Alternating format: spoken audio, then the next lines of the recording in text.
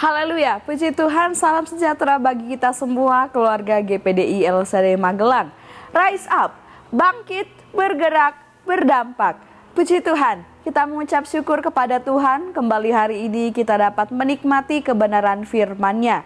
Mari langsung saja kita akan membuka Alkitab kita di dalam kitab Matius 21 ayat 30. Sekali lagi, Matius 21 ayat 30. Demikian bunyi firman Tuhan.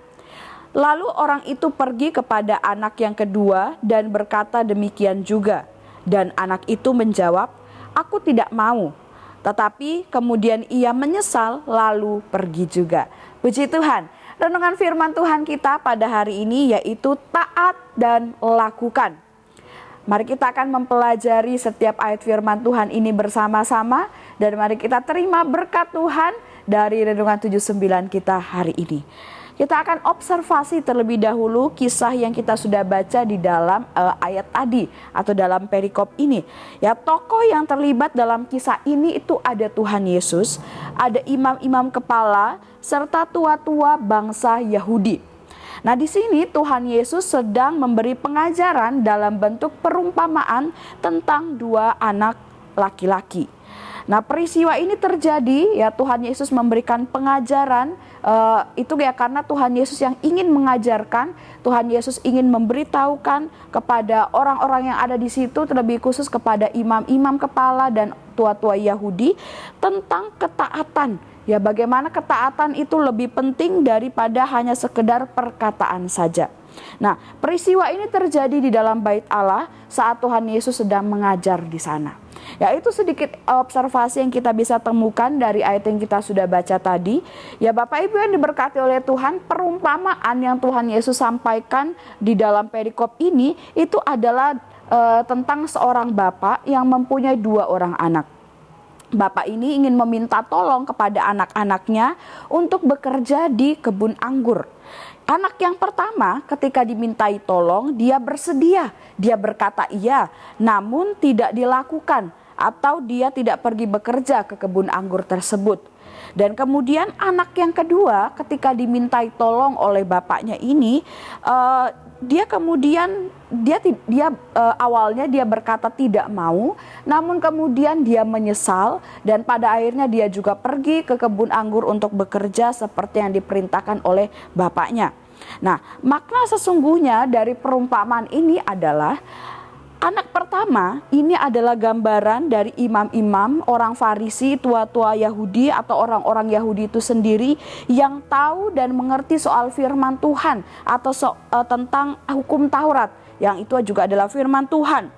Dan anak kedua ini adalah gambaran dari pemungut-pemungut cukai, kemudian perempuan-perempuan sundal, atau orang-orang biasa yang mungkin tidak memiliki pemahaman tentang hukum Taurat, atau bahkan orang-orang yang dulunya hidupnya tidak benar, tidak tahu tentang kebenaran. Dan sang ayah atau bapak ini adalah Yohanes Pembaptis yang sebelumnya sudah membawa jalan kebenaran, berita kebenaran dalam pengajarannya selama dia ada di muka bumi ini. Nah, Yohanes Pembaptis atau sang bapak ini sudah menyuruh untuk bekerja, yaitu dia sudah menyuruh untuk mengajak, untuk menerima, untuk mengikuti jalan kebenaran yang dia sampaikan. Namun anak yang pertama yaitu imam-imam tadi, orang-orang Farisi dan tua-tua Yahudi, mereka tidak mau percaya, mereka tidak mau menerima jalan kebenaran yang sudah disampaikan Yohanes Pembaptis.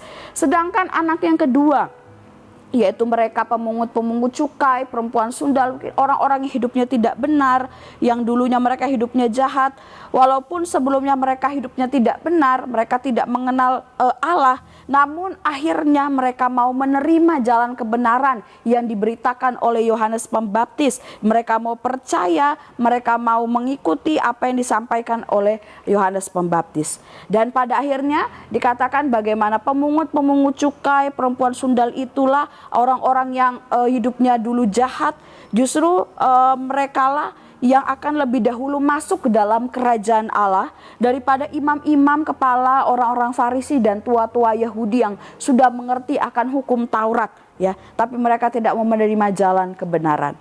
Nah, itu pengertian atau makna dari perumpamaan yang Tuhan Yesus sampaikan di dalam perikop ini. Nah, kemudian kita akan melihat interpretasi dan aplikasinya Bapak Ibu. Pelajaran apa yang dapat kita terima dari perumpamaan yang disampaikan Tuhan Yesus ini. Nah, di sini kita dapat belajar tentang bagaimana semestinya respon kita terhadap kebenaran, yaitu firman Tuhan ketika itu sudah disampaikan dan kita terima dalam kehidupan kita. Yaitu respon yang benar tersebut adalah taat dan lakukan. Seperti renungan firman Tuhan kita, judul renungan firman Tuhan kita hari ini, taat dan lakukan. Mungkin ada dari Bapak Ibu saudara-saudari yang pernah mendengar kalimat dalam bahasa Inggris ini, yaitu no action talk only, ya, yang biasa disingkat menjadi NATO, ya, yang artinya adalah tidak ada aksi atau tindakan tapi hanya bicara saja. Ya, jadi orang yang kemudian berbicara namun pun tidak mengerjakan seperti apa yang dia bicarakan. Nah, dalam perumpamaan yang disampaikan oleh Tuhan Yesus ini, kalimat NATO ini, ya, no action talk only, ini sangat cocok ditujukan kepada si anak pertama. Ya, ketika bapaknya menyuruh untuk bekerja di kebun anggur, dia sudah menjawab iya. Ya, dia sudah berkata, aku akan pergi. Tapi nyatanya dia tidak pergi, dia tidak mengerjakan seperti apa yang dia ucapkan tadi kepada sang bapak. Nah, jadi anak pertama ini hanya bicara saja, tapi tidak bertindak. Nah, tadi kita sudah membahas di dalam observasi bahwa perintah dari sang bapak itu adalah gambaran dari jalan kebenaran yang disampaikan oleh Yohanes Pembaptis. Jalan kebenaran itu tentunya adalah berita atau kabar sukacita tentang keselamatan di dalam Tuhan Yesus yang hadir di tengah-tengah manusia. Nah, kita juga sudah mendengar dan menerima kabar sukacita itu Bapak Ibu. Kita juga sudah mengetahui jalan kebenaran itu, yaitu Tuhan Yesus Kristus di dalam kehidupan kita. Nah, respon kita yang tepat terhadap firman Tuhan itu, terhadap jalan kebenaran itu, ya kita haruslah menaatinya dan juga harus melakukan firman itu di dalam kehidupan kita sehari-hari. Ulangan 27 ayat 10 dalam terjemahan sederhana Indonesia, di sana firman Tuhan berkata, maka kalian harus menaati dia dengan melakukan semua peraturan dan ketetapannya yang hari ini saya sampaikan kepada kalian. Puji Tuhan, kita harus hidup Bapak Ibu di dalam ketaatan dan juga kita harus melakukan, ya, bertindak akan firman Tuhan. Apa yang firman Tuhan katakan itu yang harus kita kerjakan di dalam kehidupan kita. Dan ada berkat Tuhan yang Dia sediakan bagi setiap mereka yang mau taat dan melakukan kebenaran firman Tuhan, melakukan jalan kebenaran itu, yaitu orang-orang tersebut akan bisa masuk ke dalam kerajaan Allah. Sama seperti yang dialami oleh anak kedua tadi, ya, sang pemungut cukai, kemudian perempuan sundal, mereka yang mendengar, mereka yang menerima, menaati dan melakukan kebenaran yang sudah disampaikan oleh Yohanes Pembaptis. Justru mereka yang menerima keselamatan daripada orang-orang Farisi, daripada imam-imam atau tua-tua Yahudi yang paham akan firman Tuhan.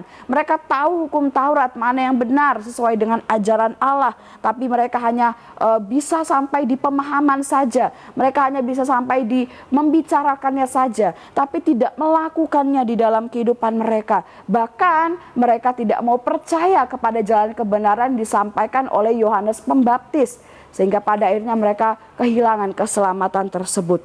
Nah, ini menjadi pelajaran bagi kita Bapak Ibu yang diberkati oleh Tuhan, bahwa mari kita mau taat dan lakukan berita jalan kebenaran itu yang sudah disampaikan kepada kita, yaitu berita Injil Yesus Kristus itu. Kita mau taati Dia, lakukan kehendaknya di dalam kehidupan kita, dan disitulah kita akan temukan anugerah untuk kita bisa menikmati kerajaan Allah bersama dengan Tuhan Yesus itu sendiri. Puji Tuhan, Tuhan Yesus memberkati kita semua dari renungan firman Tuhan yang sudah kita pelajari bersama-sama hari ini.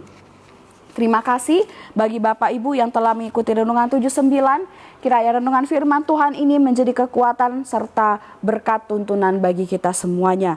Bagi Bapak Ibu saudara-saudari yang ingin didoakan untuk pokok doa tertentu atau ingin menceritakan kesaksian, baik mujizat kesembuhan, pemulihan masalah keluarga dan lain-lain, dapat disalurkan melalui chat WhatsApp di nomor 0813 2742 0088. Mari kita akan sama-sama berdoa.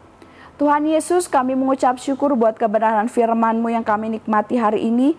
Firman-Mu yang mengajarkan kami untuk kami taat dan melakukan jalan kebenaran, yaitu firman-Mu di dalam kehidupan kami, supaya hidup kami berkenan di hadapan Tuhan, dan Engkau pun yang berkenan untuk kami menerima keselamatan, kehidupan di dalam kerajaan kekal bersama dengan Engkau.